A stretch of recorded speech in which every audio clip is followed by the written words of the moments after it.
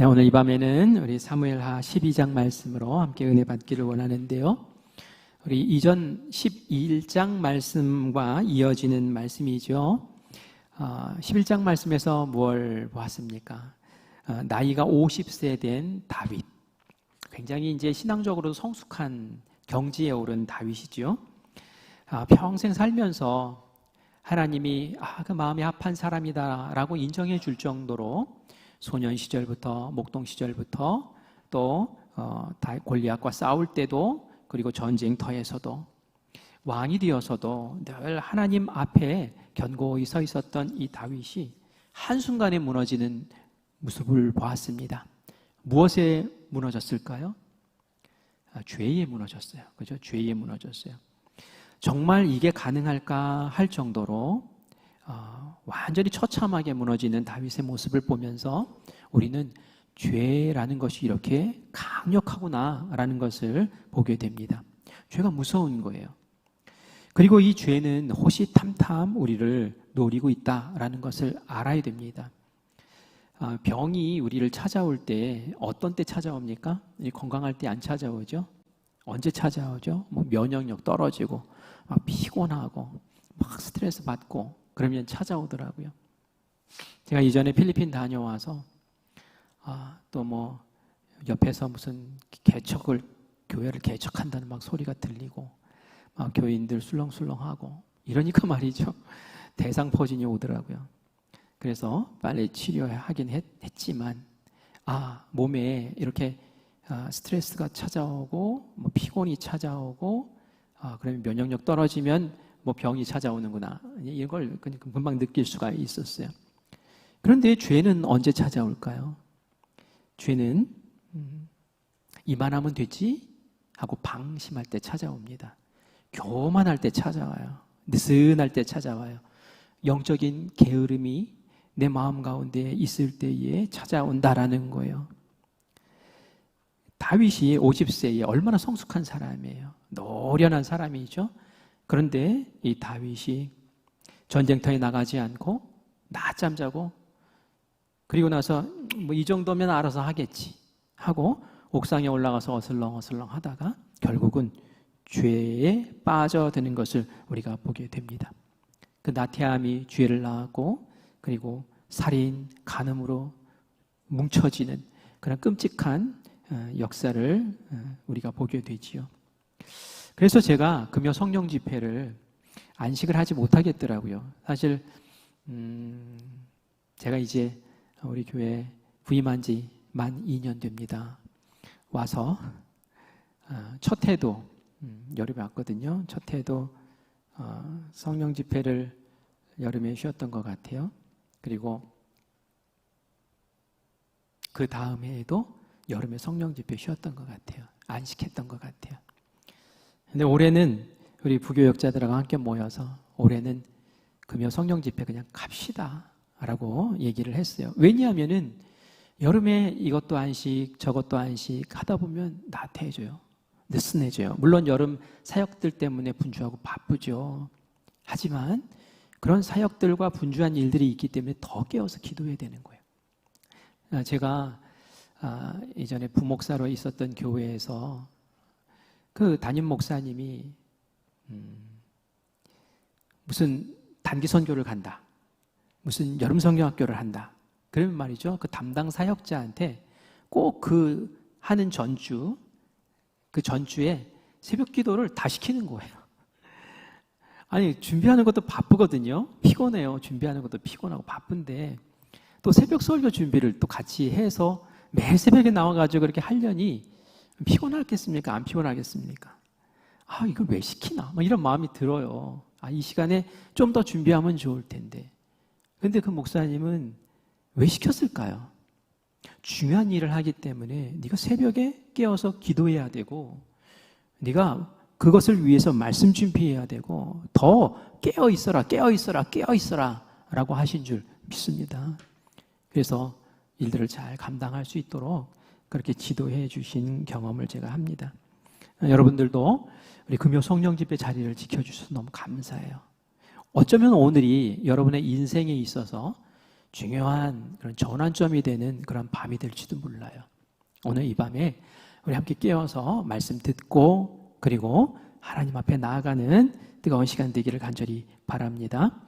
하나님이 다윗에게 여러 차례 경고를 했어요. 사실은 그 신하가 저 바세바라는 여자는 우리아의 아내입니다. 유부녀입니다. 하고 알려줬어요. 그러면 안 되겠구나. 이렇게 해야 되는 거 아니에요? 그 경고를 무시했어요.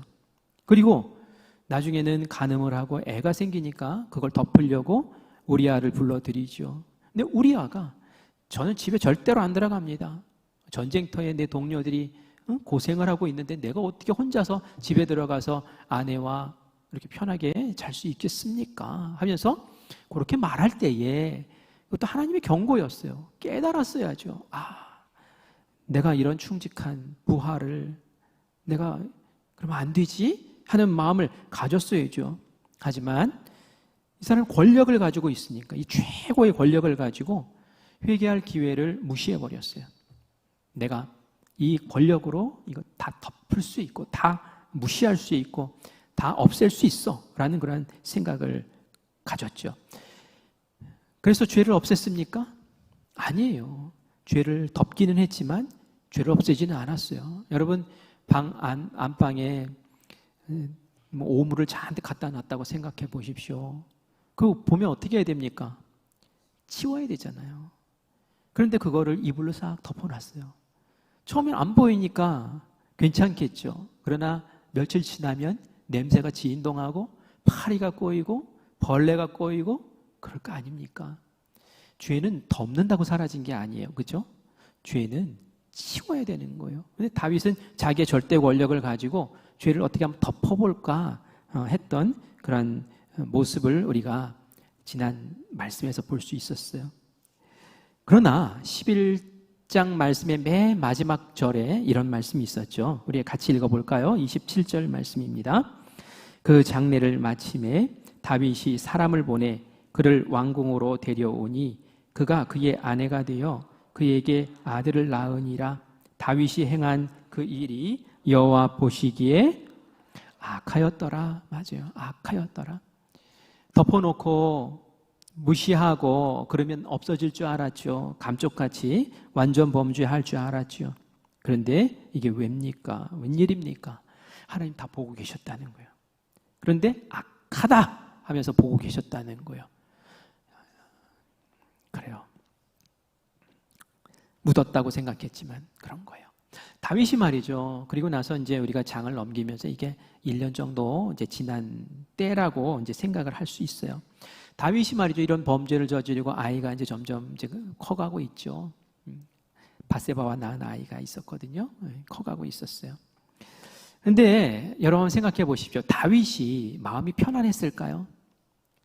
그렇게 죄를 지어놓고 간음하고 그리고 사람까지 살인 교사해서 죽이고 마음이 편안했을까요? 하나님 앞에 섰을 때에 기도가 잘 됐을까요? 하나님 앞에 제물 드리며 예배 드릴 때에 중심을 보시는 하나님을 아는 다윗이 마음이 편했을까요? 물론 하나님은 그 1년 동안 침묵하고 계셨어요.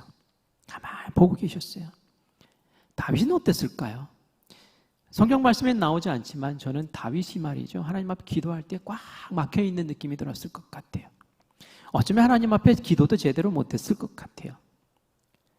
하는 기도가 뭐 제대로나 됐겠습니까? 그리고 예배드리고 제사드리는 그 자리에서도 다윗의 마음이 그렇게 편치 않았을 것 같아요. 저는 말이죠. 이 죄의 문제를 잘 해결하지 않으면 기도 응답 없다고 생각을 해요. 여러분, 신앙생활에 기쁨도 없어요. 하나님 앞에 큰 죄를 짓고 뻔뻔스럽게 하나님 뭐 저를 도와주세요. 뭐 어떻게 해주세요. 이런 기도에 하나님 응답하실까요? 네 죄부터 해결하고 와라. 이러지 않겠습니까? 그래서 오늘 이 시간이 중요한 거예요. 특별히 나에게 신앙의 기쁨이 없고 뭔가 잘 해결되는 것 같지도 않고 기도해도 응답이 없고 계속 맴도는 것 같고 그럴 땐 말이죠. 다시 내 삶을, 내 심령을, 내 마음을 들여다보면서 성령님 조명해 주세요. 하나님 죄 속에 하나님과의 관계를 가로막는 그 어떤 것이 도대체 무엇입니까? 저로 깨닫게 하시고 그것을 쓴뿌리를 딱 뽑아낼 수 있는, 그 죄를 도려낼 수 있는 그 시간 나에게 꼭 허락하여 주세요. 내가 지금 그 죄를 직면하지 못해서 모를 수도 있지만 성령님 내 안에서 조명하여 주시고 성령님 내 안에서 다 뒤져주시고 찾아주시어서 오늘 이 밤이 그것을 토해내고 정리하고 치워내는 그런 시간 될 수 있게 해달라고 우리가 기도해야 될 줄 믿습니다.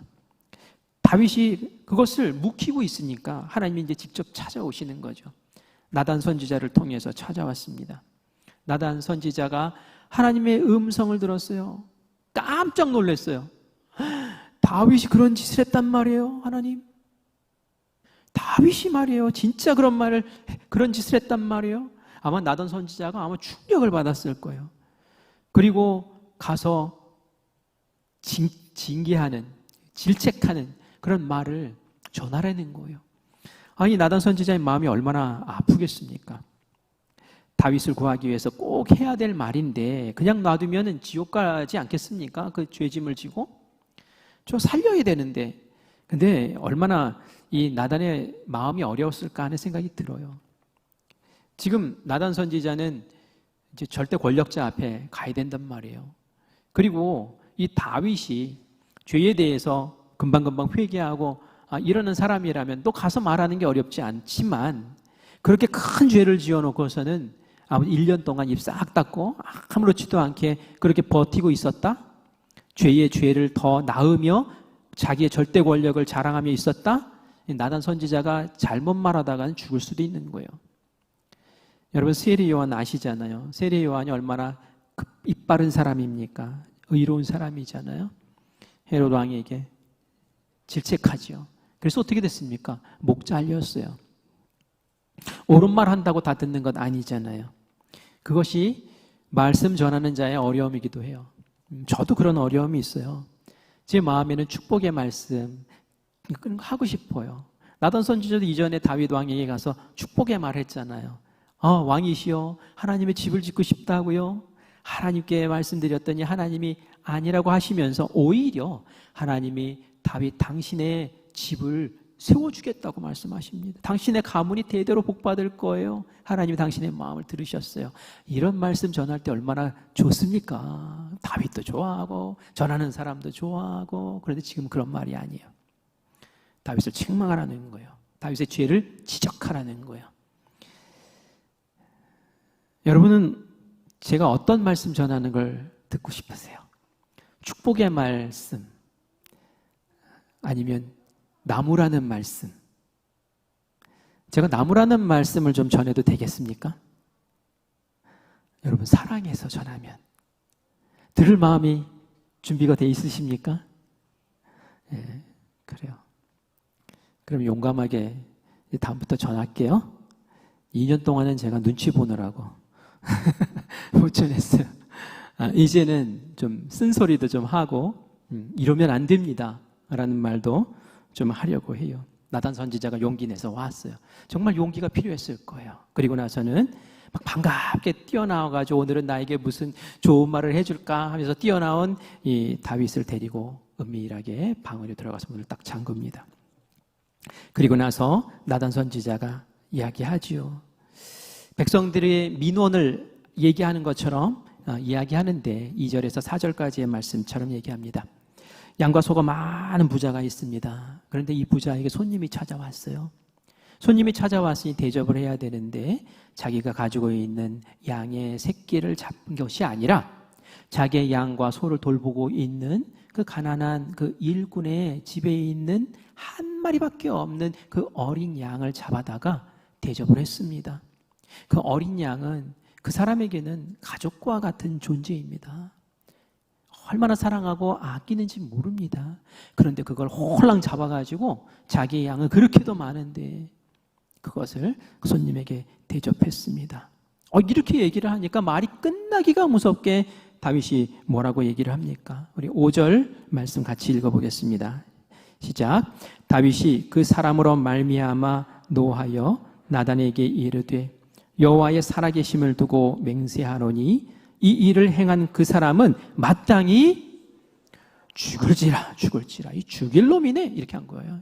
죽여버려야겠네 막 이런 말을 그냥 한 겁니다. 하나님의 살아계심을 두고 내가 맹세하노니 그 녀석은 죽여야 돼 라고 얘기를 한 거예요. 근데 그 죽일 사람이 누굽니까?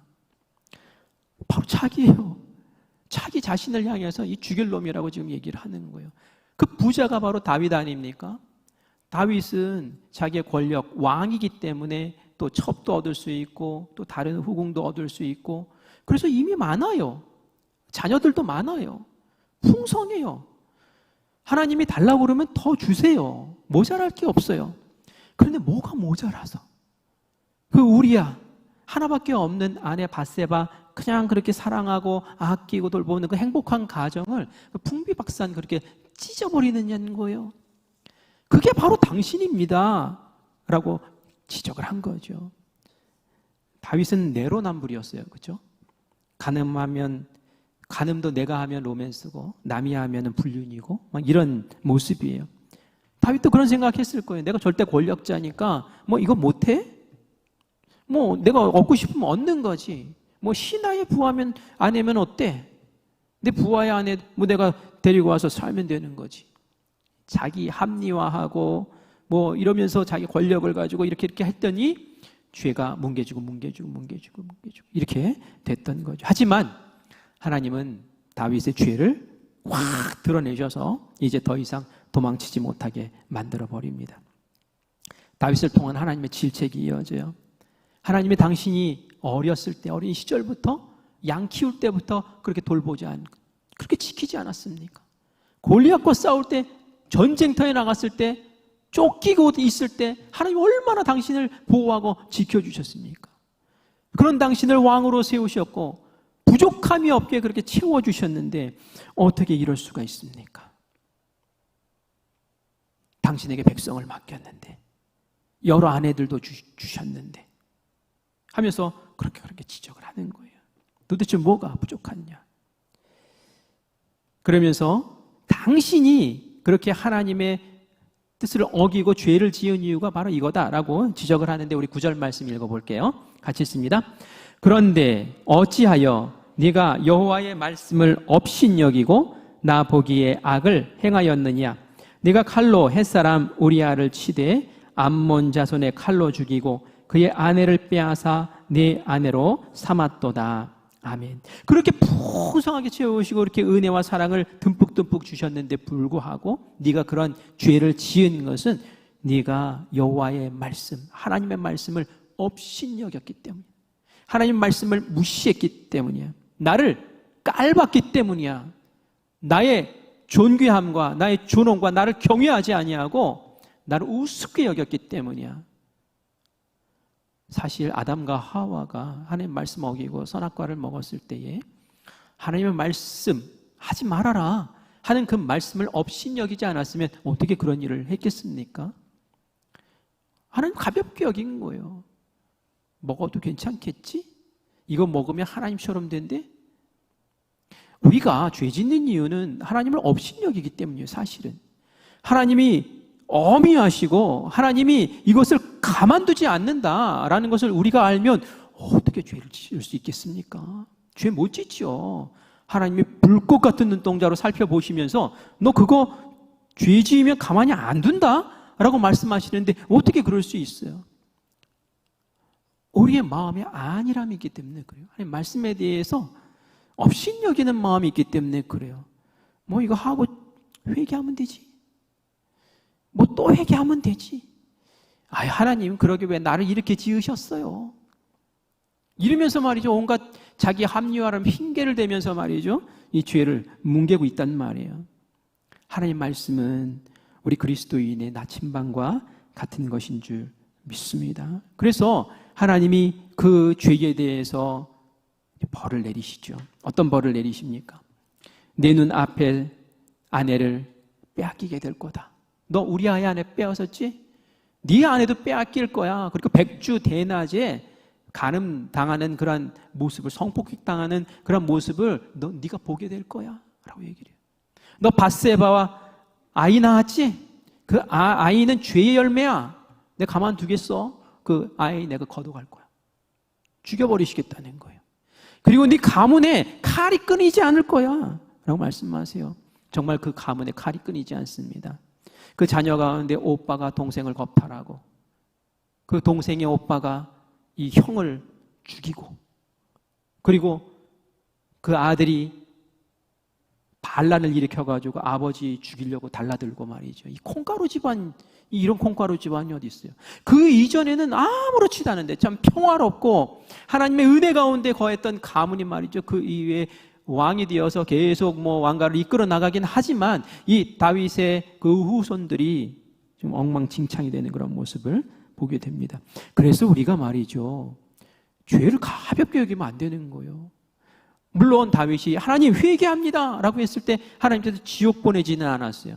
네 목숨을 내가 거둬가지는 않겠다 하면서 그 죄에 대해서는 용서하셨지만 그 죄의 벌은 네가 책임져 하고 그 벌을 맡기신 것을 우리가 보지 않습니까?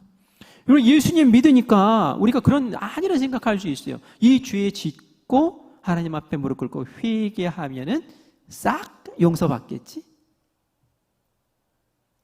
하나님 정죄하지는 않으시겠죠.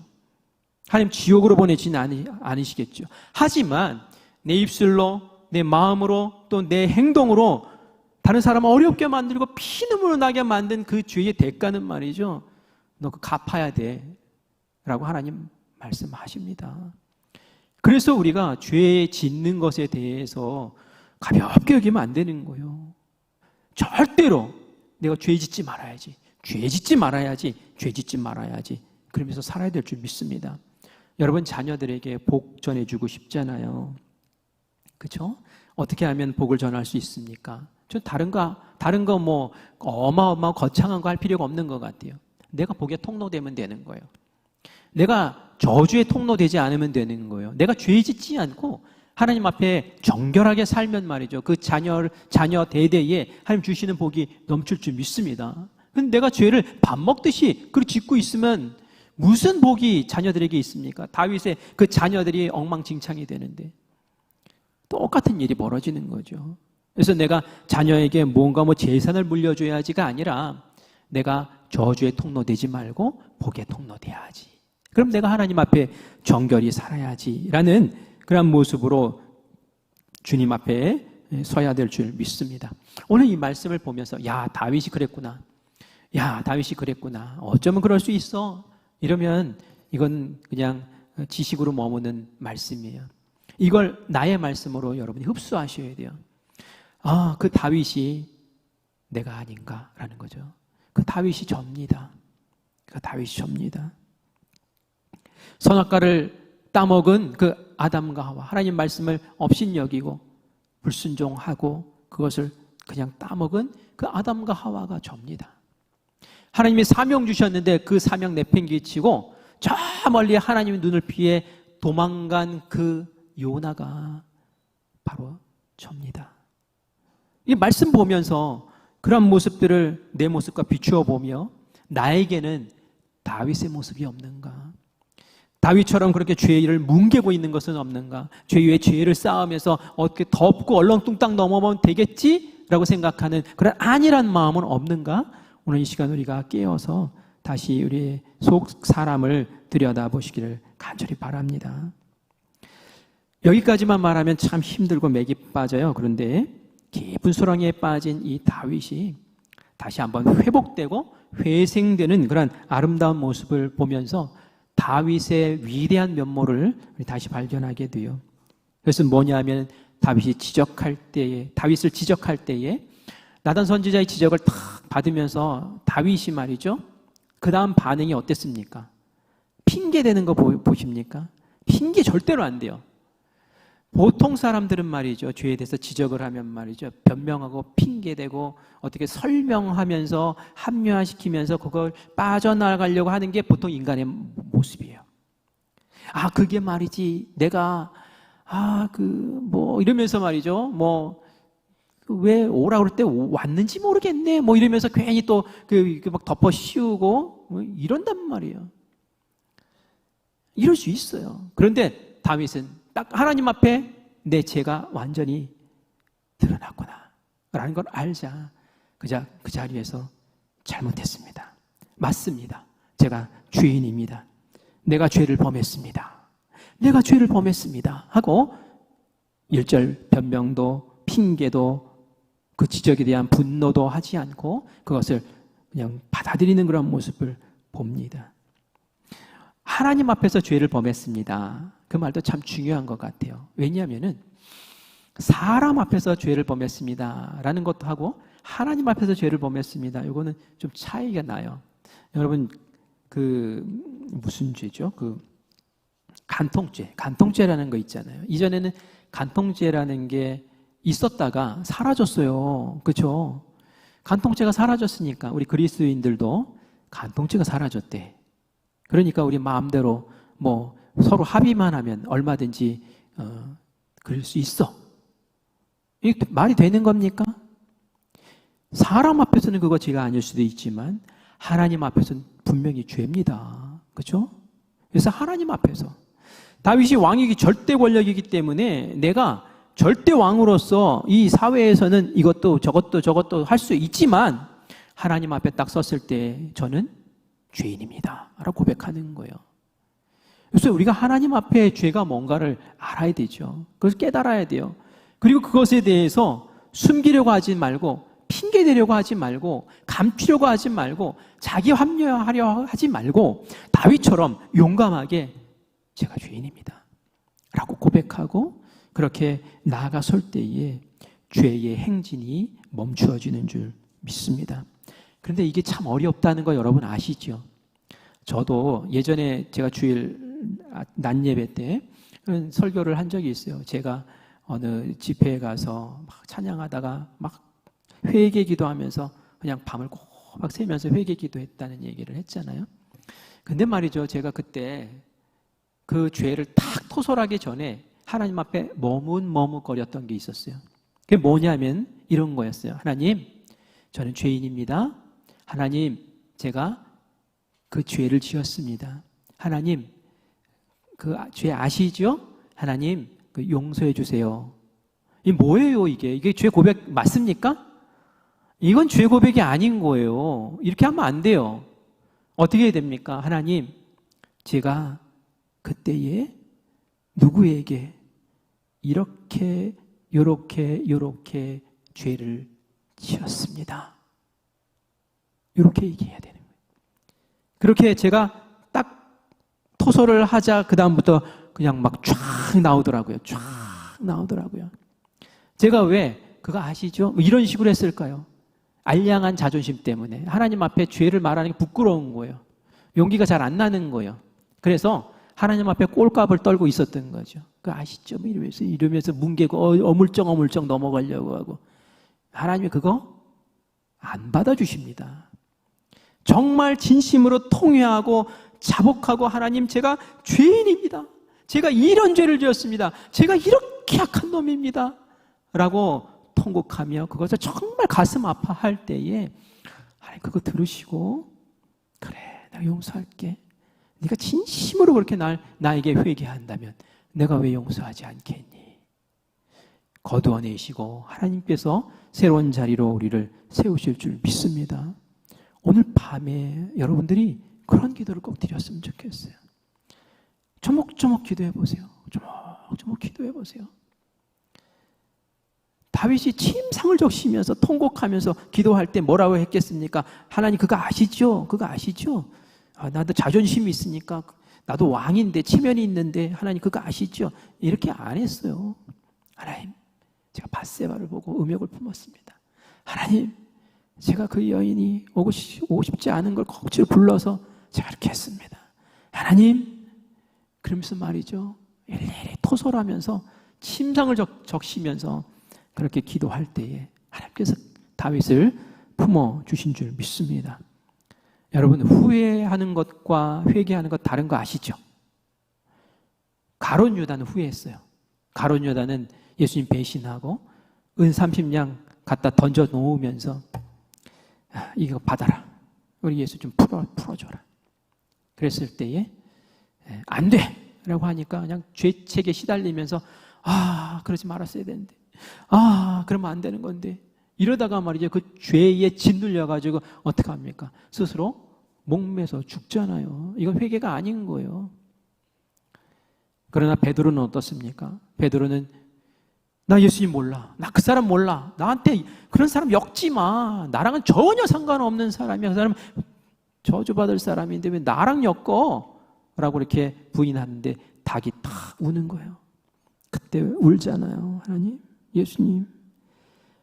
닭이 울기 전에 제가 3번 부인할 거라고 말씀하셨는데 정말 제가 예수님 부인하네요. 예수님 죄송합니다. 예수님 잘못했습니다.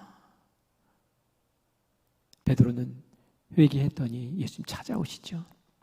부활하신 예수님 찾아오셔서 그를 품어주시고 사명을 맡기시고 초대교회의 수장으로 세우신 줄 믿습니다. 후회와 회개는 다른 거예요. 회개해야 돼. 회개. 진심으로 회개해야 되는 거예요. 그럴 때 하나님께서 우리를 세워주시는 줄 믿습니다. 시편 51편이 다윗이 이 사건을 회개하는 내용이 담겨있는 시편이잖아요. 너무 무서워, 너무 아파, 너무 두려워 하는 마음으로 하나님 앞에 통곡하면서 회개하는데 다윗이 진짜 무서워한 게 뭔지 우리 시편 51편 9절과 11절 한번 읽어볼게요. 죄의 아픔이 무엇인지, 그가 두려워했던 게 무엇인지를 한번 보겠습니다. 9절 말씀 읽습니다. 시작.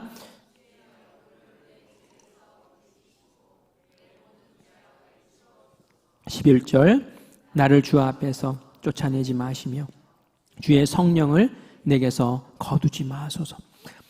다윗이 정말 무서워한 게 바로 이거예요.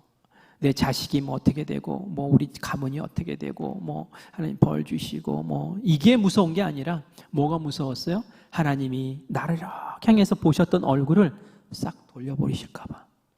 얼굴을 돌려버리실까봐. 얼굴을 돌려버리신다는 얘기는 더 이상 보호도 안 해주실 것이고, 더 이상 은혜도 안 베풀어 주실 것이고, 더 이상 인도도 안 해주신다는 그런 뜻이거든요. 이제 너랑 나랑 상관없다라는 거예요. 그리고 또 뭘 두려워했습니까? 주의 성령을 내게서 거두어 갈까봐. 사울 왕이 성령을 싹 하나님께 거두어 가시니까 어떻게 됩니까? 그 다음부터는 망하는 인생 돼버렸거든요. 다윗은 그걸 다 보고 있었잖아요. 곁에서. 그걸 아는 거예요. 하나님께 내가 이 죄 때문에 버림받으면 나는 이제 끝장나. 그것이 너무 무서운 거예요. 하나님, 저를 붙잡아 주세요. 제 안에 새로운 영을 창조해 주세요. 우리 시편 51편 10절과 12절 다윗이 구하는 것을 한번 들어보겠습니다. 시작. 하나님이여 내 속에 정한 마음을 창조하시고 내 안에 정직한 영을 새롭게 하소서. 내 안에 정직한 영을 새롭게 해줄. 나의 죄를 싹 정하게 하시고 깨끗하게 성령으로 그냥 지져지고 인쳐주시고 저를 정한 마음으로 하나님께 기도하면 통하고 하나님과 대화하고 하나님과 함께 할 수 있는 그 정직한 영으로 새롭게 해달라고. 12절은 그래서 구원의 즐거움을 회복하게 해달라고. 이 구원의 즐거움 다윗이 못 누리고 있었다는 얘기잖아요. 1년 동안 얼마나 마음이 찔렸겠어요. 얼마나 힘들었겠어요. 이제 내 영을 깨끗하게 하시고 하나님 영과 소통하고 하나님 나와 동행하시고 은혜 베풀어 주시는 그 안에 있으면 예배가 다시 회복되고 기도가 다시 회복되고 하나님 은혜 가운데서 정말 기쁨의 구원의 은혜 가운데 감격하며 살 수 있겠습니다 라고 그렇게 고백하는 줄 믿습니다. 여러분 신앙생활 지금 하면서 뭔가 답답하고 뭔가 은혜가 없고 뭔가 찜찜하고 기도도 잘 안 되고 그러면 말이죠. 오늘 이 밤에 회개하세요. 회개하세요. 그러면 말이죠. 하나님의 새롭게 만나주시는 은혜로 여러분들 찾아가시고 이전에 그 첫사랑이 바로 이런 것입니다 라고 고백할 수 있는 은총이 있을 줄 믿습니다. 요한 1서 1장 9절 말씀을 같이 읽겠습니다. 시작. 만일 우리가 자백하면 그는 미쁘시고 의로우사 우리 죄를 사하시며 우리를 모든 불의에서 깨끗하게 하실 것이요. 아멘. 아멘. 죄를 자백해야 돼요. 그렇죠? 죄를 자백하면 그 순간 하나님이 싹 용서해 주세요. 죄는 시간 지난다고 없어지는 것 아니에요. 죄는 권력으로 감춘다고 감추어지는 것 아니에요. 죄는 누구에게 내가 전가한다고 전가되는 게 아니에요. 그건 내가 책임져야 되는 거예요. 오직 하나님 앞에 정직하게 회개할 때, 그때 우리를 하나님께서 죄에서 처리해 주시고 깨끗한 영으로 다시 만나 주실 줄 믿습니다. 우리 오늘 이 밤에 우리 기도할 때 하나님께서 내 심령을 어루만져 주시고 나를 주님 앞에 다시 세워달라고 우리 함께 기도하면서 새로운 모습으로 일어서는 우리 모두가 되기를 간절히 축원합니다. 아멘.